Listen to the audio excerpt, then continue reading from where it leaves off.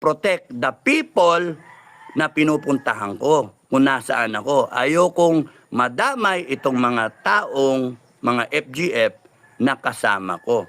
Kaya nakakatuwa nga, saya-saya namin.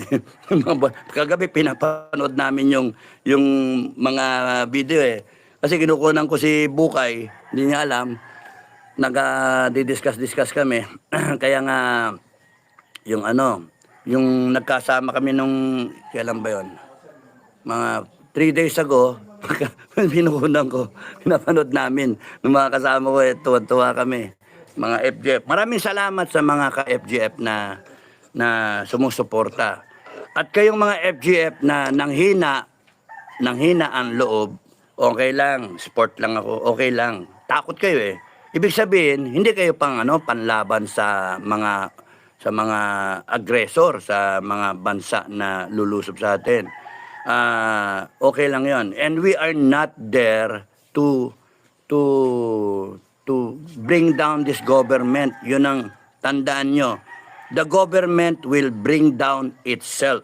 The government will be overtaken by circumstances because tanga talaga eh. Anong gagawin ko? Yung gano'n? Tanga eh.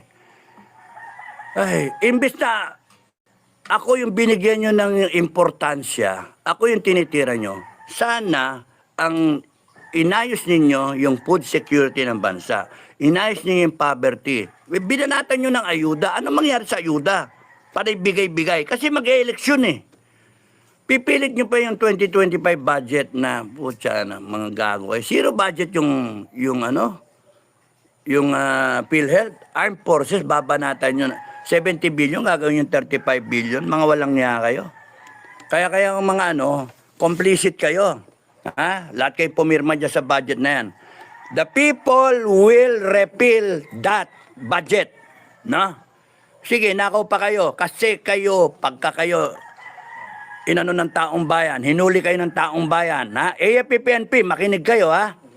This will happen. It is inevitable. Hindi nyo kayang pigilin ang taong bayan. Oh. Hindi nyo kayang pigilin. Huwag kayong magpapagamit sa mga tanga, sa mga mukhang pera, no? You just stand with the people. Ay, nako, hirap naman. Hindi ko masabi kasi yung eh. Mahirap, baka madulas ako no? I still have to protect people, no? So, yung mga naghihintay, maraming salamat at naghihintay kayo, nagsusuporta. Thank you sa inyo. Tignan ko, meron pa akong dinasabi. Yung mga nagsasabi, tumakas ako, bakit ako tatakas? Ano ba yan? Ano ba ako? Guilty na ba ako? Ha? Ilagay na natin sa konstitusyon, a person is presumed guilty until proven otherwise.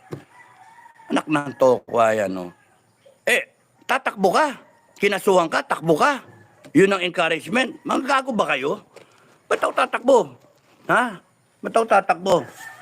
Sabi ko nga gusto nyo makakita talaga ng totoo na inciting to sedition?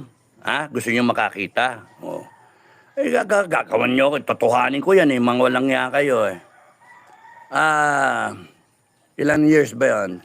10 years ago, 11 years ago, tinawagan ako ng J2, ng mista ako, General Anyo who is the National Security Advisor now. Tinawagan ako, nasa J2 siya noon. Mista, ano yung balita na nakipag-connive ka na sa NPA? Ha? Nakipag-connive ako sa NPA? Sino nagsabi? Sinong gago nagsabi? Kita nyo, sinisiraan ako. Because kumampi ako kay Cadet Kudia na tinanggal kasi cheating daw. Late for 2 minutes, blah, blah, blah. So, nabasa ko yung case niya, may nakita akong mali. Ang guarantee kasi sa honor system namin, 9-0, guilty ka. No? Unanimous. Pero pagka may bumoto na 8-1, 7-2, or 6-3, not guilty ka. Yun yung guarantee. Yun, nung nakita ko yun, sabi 8-1 ang boto. Tinanong niya sa akin, oh, ba't ka naging guilty? Sabi ko, binago daw. Hindi pwede baguhin yun. Anong meron? Chambering daw. Ba't nagkaroon ng chambering? May mali doon Chambering, bakit nadesisyon ka na, tapos nun, babaguhin? Mali yun. Sabi ko, honor committee ako, 4 na taon eh. So, ang ano doon, bago daw sistema. O, bagong sistema, inexplain ba sa inyo? Eh, ba't ikaw, ang alam mo, 8-1, not guilty ka? O bakit kinakailangan baguhin? Ibig sabihin, nagkaroon ng 8-1 kasi binago eh. So, naging 9-0. Yung report, deceiving yung honor committee kasi ang report, wala yung 8-1. 9-0, guilty. Yun yung pinirmahan ng mga inosente na superintendent at commandant. Yun yung nakita nila. Wala yung 8-1. So, lying yung honor committee. Deceiving yung honor committee. Cheating yung honor committee. Nung bobotohan na si Codilla, ang sabi, Cadet Codilla, we have carefully deliberated on your case. Kahit di namin nadinig yung witness, no? We have carefully deliberated, yung teacher ba? We have carefully deliberated on your case. And we are prepared to vote regarding your case. Do you have anything else to say? Binabasa lang yon, ball files yun tawag. Ibig sabihin, handed through the years na yon, 19 kopong-kopong pa yon, binabasa. Ganon din yung sa amin eh. So, 1983, ganon na. Ito, 2014. So, ganon pa rin, binabasa lang yon. So, do you have anything else to say? None, sir. Except for yung teacher, kung pwede hintayin na lang natin para personally, madinig nyo yung storya niya, hindi yung telephone lang. Kasi pag telephone lang, limited yung time allotted para imbestigahan ng gusto yung teacher. It is the right of the defendant, Codilla, na yung he be given all the leeway to present his witness. Ang witness niya yung teacher. Kung bakit siya late for 2 minutes. So, yun, blah, blah, blah, blah. No. Before we vote on your case, do you know how we vote here? Tapos yes, sabi ni Cadet Codilla. Anyway, just to re-inform you, you need just one vote to be voted, to be acquitted. You just need one vote, one dissenting vote para acquitted ka. So, 8-1, not guilty ka.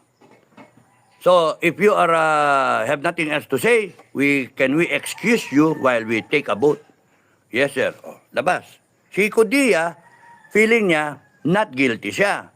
Nagbotohan. Sabi, let's take a vote. Sabi, labasan ngayon yung sheet. Tapos nun, boto.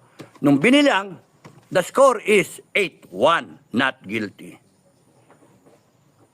Ang sabi nung chairman, presiding, dalawa, yung chairman, ako po lang, sabi ng chairman, to the chamber, to the executive room, sila lang, mga voting member, ang nandoon. Yung recorder, wala.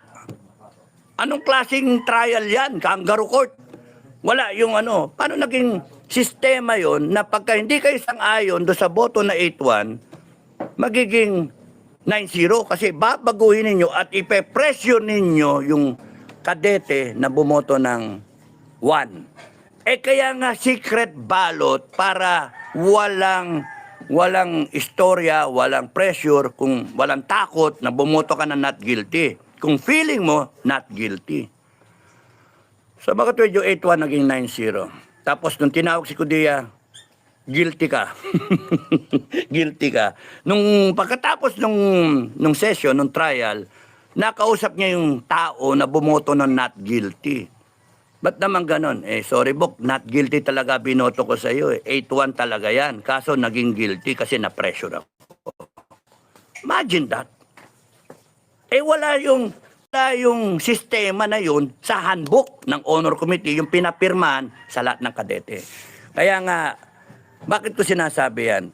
Kasi hindi porke na kayo ang nasa batas, kayo ang nasusunod, kayo ang may nag-i-implement ng proseso, ibig sabihin, lagi kayong tama. No. Yung sistema na yan ng Honor Committee, ginawa para sa Cadet Corps, 1,000 kadete, to keep order and to ensure that everyone do not lie, cheat, steal, or tolerate. Anong nangyari ngayon kung yung Honor Committee mismo nagbabiolate?